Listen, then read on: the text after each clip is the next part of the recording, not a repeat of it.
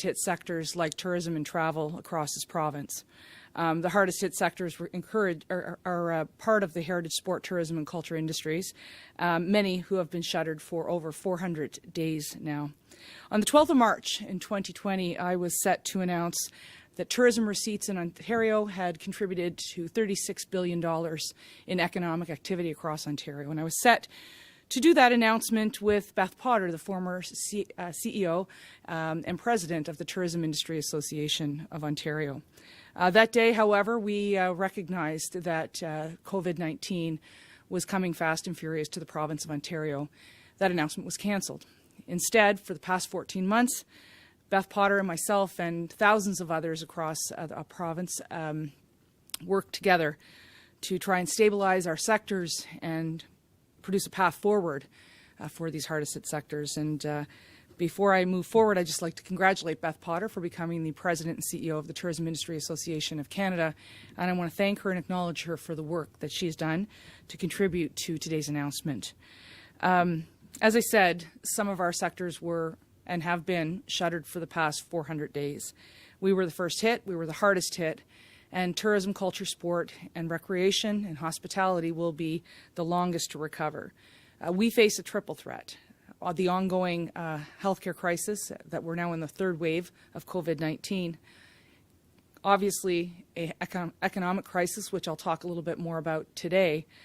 And then third, which will be the biggest impediment to our recovery, will be the social crisis, with people having changed their consumer behaviors and their habits. And this pandemic has really, I think, spoken to the spectacular double bottom line that we represent.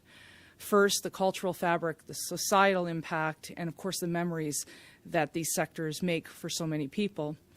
But I think it has become abundantly clear that the other side of that spectacular bottom line has bottomed out, and the $75 billion suite of sectors that I normally would represent have lost billions upon billions of dollars, and it has cost many people their livelihoods as a result of the layoffs and the closures. So today's announcement is about economic recovery. It's a $100 million business grant that will provide one-time payments for eligible businesses. They will be one-time payments of up to $10,000 to $20,000 to support eligible small businesses struggling to recover from the impact of COVID-19. This grant will support small tourism and travel businesses that did not receive the Ontario Small Business Grant. That means anything from travel agents, hotels, motels, resorts, bed and breakfasts, and others. And small business owners can use this grant for whatever way they think makes most sense for their business. That could be employing more people, paying their rent, or turning their attention to marketing. Applications open today, and they will close Friday, June 25th in 2021. To be eligible, businesses must meet all of the following requirements. They must be an eligible type of tourism or travel business in Ontario as of April 30th, 2021. It would not have received the Ontario Small Business Grant, as I've previously indicated.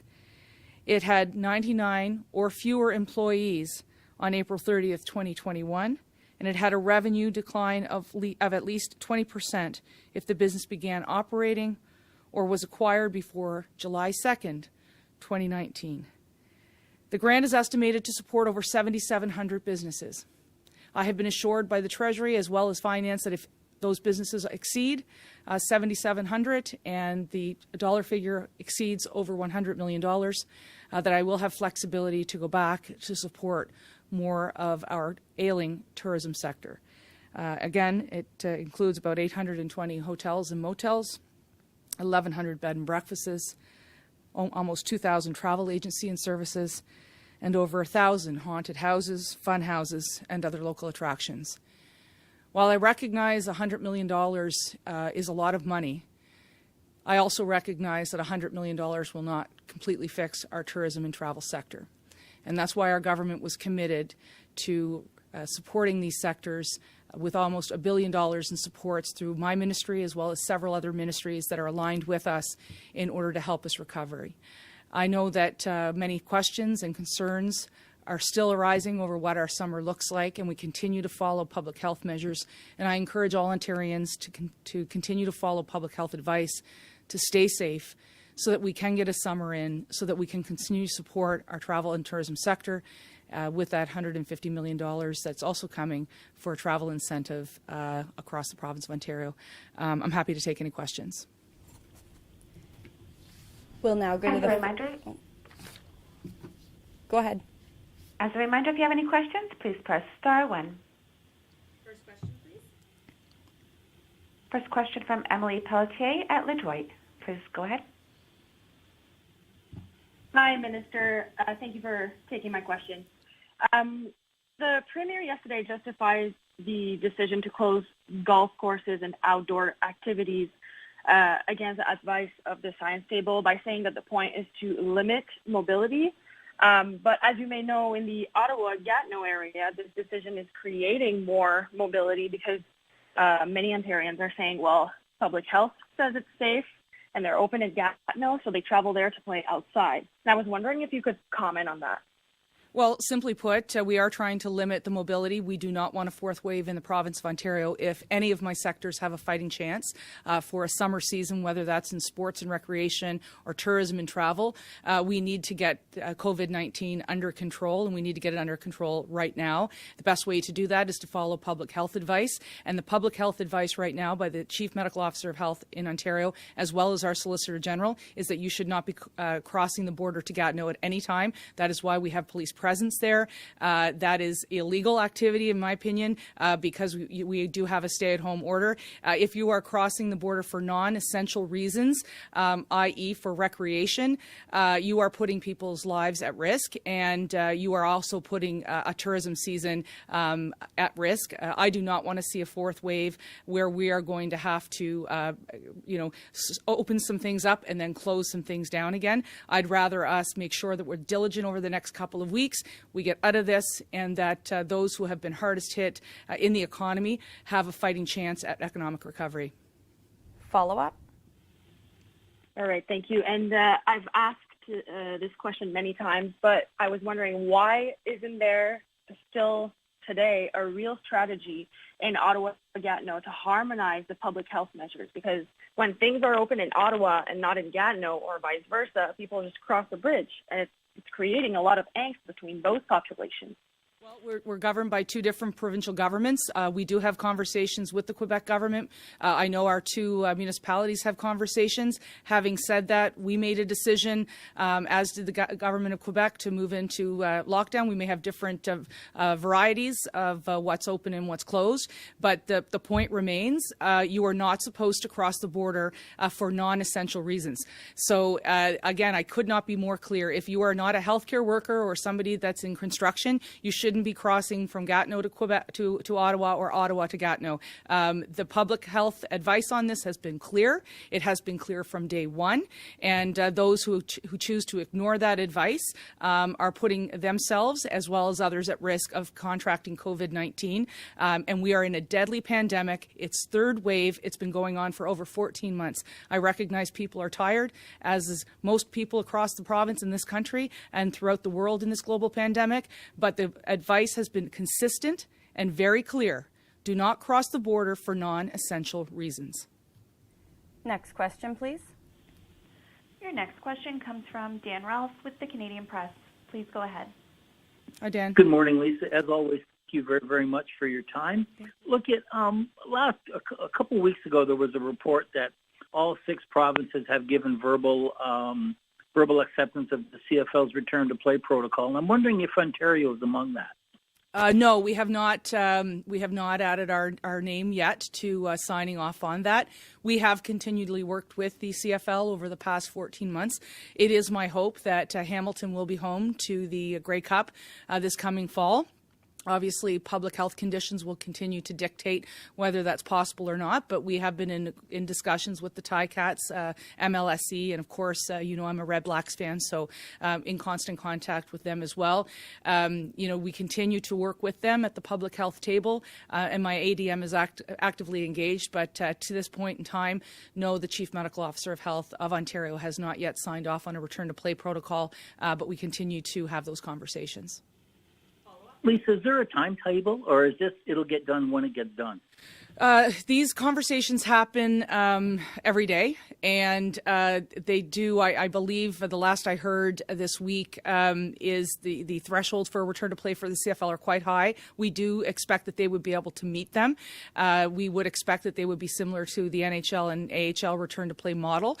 So I know they continue to work. I don't have a time frame that I can provide you with because the process in the back end really is, the league coming to us with a proposal, my team working with them to refine it, to go to the health command table, and then health comes back with a number of different queries. So the sooner we can land on it, the better, obviously.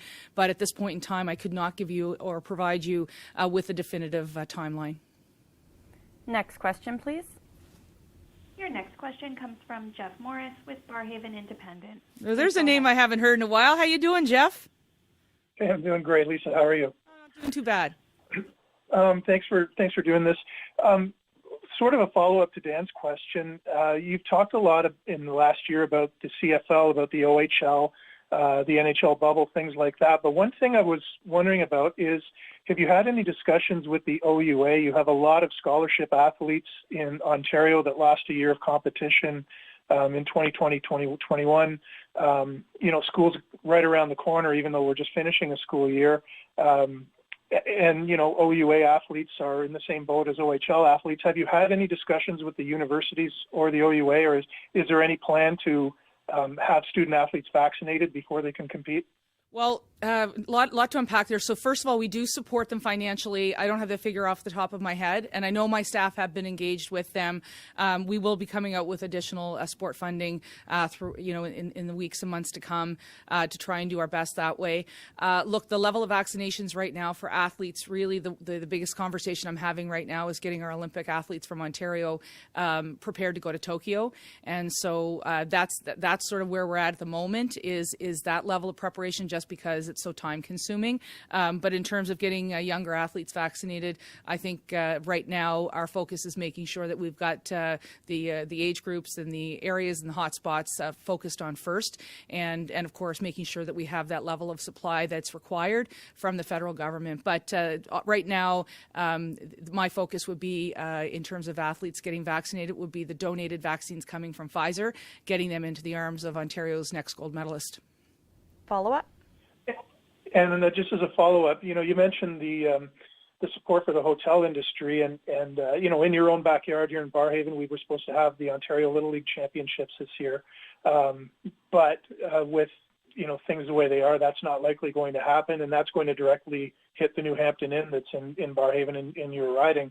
How important is it to get sports at the youth level back going again to help out the hospitality industry? Yeah, that's an excellent question because I believe sport tourism is going to be a big economic generator for the province to recover. So I'm having active conversations with the tourism folks in the ministry as well as the sport folks to see how we can come out with a package in the next several months with respect to sport hosting. I've had active conversations with Michael Crockett of Ottawa Tourism to see how we can best support the City of Ottawa. I'll be doing the same with other municipalities across Ontario. So there will have to be targeted investments. Two areas that I think are going to be key for Ontario's economic recovery will be the return to sport events and getting people, again, congregating that way. And the other is going to be returning business travel at our convention centers as well. And so these are two targeted approaches that we're taking to make sure that those hotels end up getting filled up again. So do those restaurants. We recognize that we're in a global pandemic and we're learning lots of lessons from places that have gone through these waves before us. And so we want to make sure that when we come out of this, if it's a little bit behind places like England or Israel, that we're able to compete with them nonetheless on an international basis. And as it results to return to play, I have been tasked with a return to play model for both amateur and professional sports, and so that work is being done right now at the table, and we continue to have these conversations as well at an economic minister's perspective at the same time. Next question, please. Your next question comes from Justin Dunk with CHCH TV. Please go ahead. Hey, Justin. Hi, Lisa. Thanks for taking the time again. I'm going to follow up on the CFL side. they're targeting August 5th for kicking off their regular season. Can you see that happening in the province with the current state right now? Look, my hope is in a couple of weeks, we're going to be in a really good position with a lot of vaccinations, case counts going down, pressure on our hospitals being relieved, that some of my sectors can reopen, and hopefully most of them will be able to reopen. And my hope is, August is a great time for us to start to think, August to September, on what a return to some level of normalcy will be, with most people being vaccinated with both doses. So my hope is that is not too soon, and we will look at that date as probably not too ambitious. I think that we'll continue to work with the league, and as I said, we are starting to refine the return to play protocols. We're not there yet. The challenge here is I was very close, as you know, to greenlighting the OHL, like we had been prepared to do, and then this third wave came on with a vengeance, and it would have been irresponsible to allow that, just given the case count and the level of contagiousness of these new covariants. And so, really protecting athletes and their respiratory function is going to be absolutely critical. But I think we should work toward an August date. If we have to push that out, we will, or they will. But we'll definitely work with them and to see what the art of possible is. Follow-up? On top of the return to play protocols, the league said it needs a significant number of fans in the stands. So let's say that's 5,000 for the Ontario teams. Could you see that happening? Large crowds being able to gather at those stadiums by August 5th? I couldn't speculate, but I would say that would be ambitious. And I just saw today in my own city, the Canadian Tire Centre suggesting that they're going to be having fans and stands for concerts and sports. And I don't see that at the moment. I don't have a crystal ball, however, but I think it might be a bit ambitious for two reasons. One is we have to make sure that we have an adequate supply of vaccine, and it is into the arms of the population. Rapid antigen testing is another issue, but the other point is, and this is something I scrutinize on a weekly basis, is what are consumer sentiments and behaviors. And I mentioned that in my speech: is how comfortable will people be to congregate, and that's a fear I have, not just for sports but also for live music. And while there will be some committed fans that will want to get into those stands, there are a number of people in Ontario today that are still far too reticent, given the public health restrictions and the current COVID reality across Ontario. Next question, please, and this will be the last question. Your final question comes from Ashrash Mandani with Sportsnet. Please go ahead. Hi, Lisa. You said you were involved with the professional sports side. I'm wondering what conversations you've had with the Blue Jays so far on a potential return to Toronto. I haven't had a conversation in recent months with the Blue Jays. We obviously engaged early on in the pandemic. They, the federal government then wasn't going to allow them to deal with the cross-border travel, so they have been obviously playing in the United States. And I have not had active conversations personally with them. That's not to say that those in my ministry haven't been in conversation with them, but I would be happy to follow up with them. Obviously, we're very proud of the Toronto Blue Jays, and they're going to be very key to our economic recovery and our social recovery when we come out of COVID. Follow up? That's it. Thank you. Thanks. All right. Thanks, everyone.